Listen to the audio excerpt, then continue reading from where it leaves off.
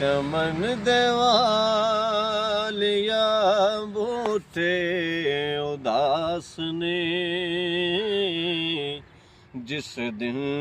दा टुर गए नाल टुर गई एक बहार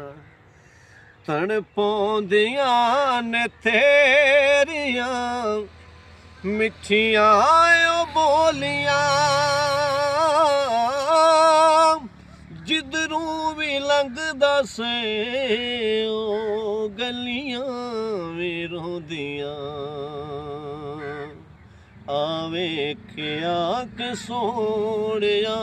अखियां दे हाल नूं तेरे बगैर सोहणिया बैठे बेकरार राजा चमन देवालिया बूटे उदास ने